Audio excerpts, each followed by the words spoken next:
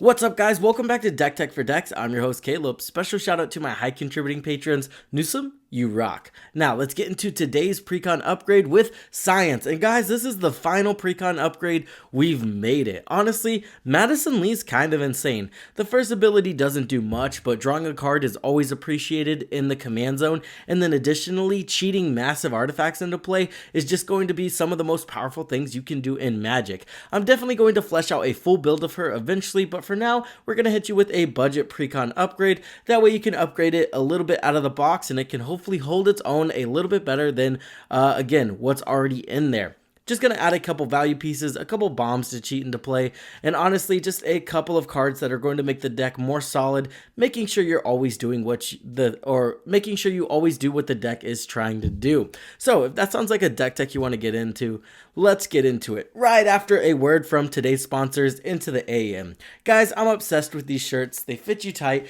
they taper at the sleeves, and honestly, they're just very comfortable. On top of having amazing graphic designs, it's everything you could want in a t-shirt. So if you want to look good while feeling good, upgrading your wardrobe with these graphic tees is definitely a solid option, especially when you use code DECKTECH at checkout to get 10% off your order. Now let's get back into the deck tech. The first thing we're going to add to this deck is Gonti's Aetherheart. This is basically a double up on your commander. Additionally, it's going to give you 2 energy counters instead of just 1. Not to mention, if you need a little more oomph to end out the game, you can just take an extra turn. Lysel is going to double up or add an additional energy counter whenever we get an energy counter, so that's going to be very useful. Brass's Tunnel Grinder, Goblin Engineer, and the Everflowing Well.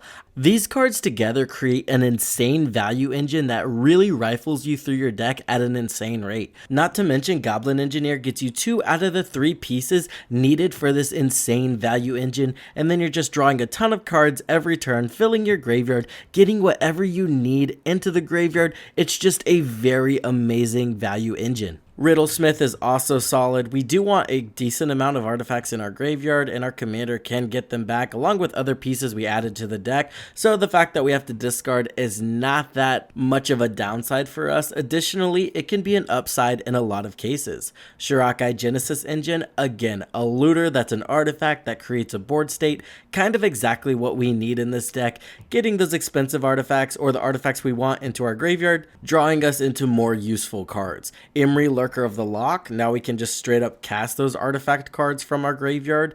Ethereum Sculptor, lowering the cost of those artifacts is going to be very useful, especially when our commander wants us to cast several artifacts a turn. Scrap Trawler solid as well. We do have a lot of sacrifice outlets in the deck, so now whenever we sacrifice an artifact, we're bringing artifacts back from our hand, and this just creates another value engine that starts netting us some insane value. Psy Master Thopterus is another solid card. Again, triggers off whenever we cast an artifact. Additionally, it's another sack outlet. I figured we needed a little bit more, so this guy fits perfectly here. Oswald Fiddlebender, the best sack outlet in the deck. This guy just does the food chain thing with artifacts, and it's extremely busted. Getting into the artifacts we kind of want to cheat into play, Steel Hellkite. This guy does some insane work. Token strategies get absolutely hosed by this card because you can just pay 0 into X and get rid of all of them. Not to mention, 9 times out of 10 you can look at a player and be like, hey, if I pay 3 or 2, that's basically a board wipe. This card is very scary and very hard to get rid of, especially when our commander can just bring it back. Mirror Battlesphere is just a very solid piece that will just win the game over time, especially if you start looping it in and out of the graveyard, getting more and more mirror.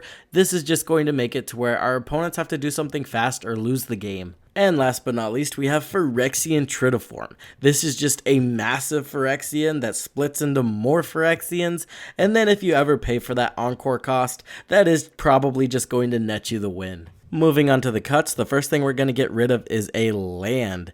Red Death Shipwrecker. This guy's pretty cool, but honestly he deserves a different deck. He doesn't really care about artifacts, doesn't really care about what this deck is trying to do overall, no energy synergies, so it's an easy cut.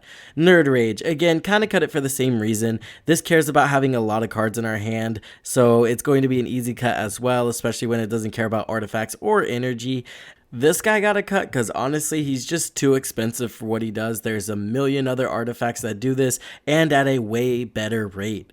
James Wandering Dad definitely needs to be in a build that cares more about activated abilities. Nick Valentine, this seems like it'd be pretty good in the deck, but then you go through the deck and look at how many artifact creatures there are, and there's just not enough to justify him.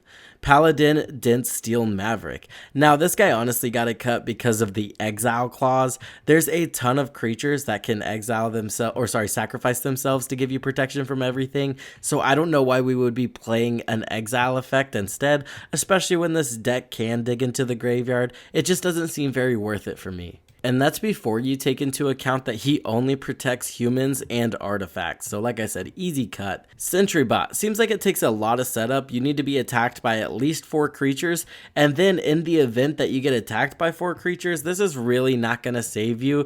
It's pretty solid in a scenario where you have a ton of creatures. But again, when you're getting attacked, you probably don't have a ton of creatures, if that makes sense. Brotherhood Vertibird is just a vehicle that gets big over time, but honestly that's just not enough for me. Glimmer of Genius, 4 mana to draw 2 cards. Yes, you do get 2 energy, but again, I just think there's more efficient things we could be doing. I'd rather just be drawing a card whenever we cast an artifact spell. Expert Level Safe is the most confusing way to draw cards I've seen in a while. Now, I understand the value of this, but the reliability just doesn't seem like it's there for me. And then at the end of the day, it's a headache to resolve. So yeah, we're going to cut that. We're going to continue the theme of cutting the bobbleheads. Now again, probably going to shove these in a deck eventually, but right now, not sure what the commander is going to be for that.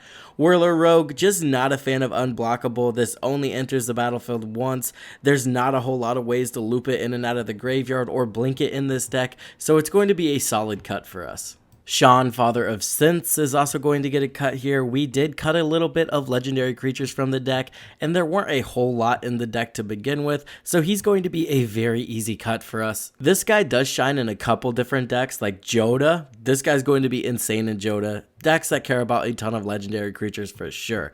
He's also going to be very good in decks that have a combat damage trigger, or if your commander has a very good ETB effect. Definitely shove him there. I did just want to reiterate before I end this video that I will definitely be building this girl. I'm probably going to focus more on the big, very expensive artifacts just because that seems like the most fun way to take it. I mean, spending 4 mana to just reanimate something like a Portal to Phyrexia seems pretty busted to me. Additionally, we have the Cityscape Leveler. There's just a ton of very powerful artifacts that we can easily reanimate from the graveyard using this girl. And then there's a ton of very powerful loot effects in this deck, like Shirakai Genesis Engine. There's a lot of ways to get those artifacts to the graveyard and then just gain an insane amount of value by cheating them into play. With that being said, I would like to thank my patrons, Newsome, Excessum, Chicken Salad, Praetor. You guys are amazing. Really keep the channel going. If you guys would like to become a patron and become a part of the weekly voted deck tech, link in the description down below. With that being said, I hope this helped you in your deck building endeavors, and I will see you in the next one.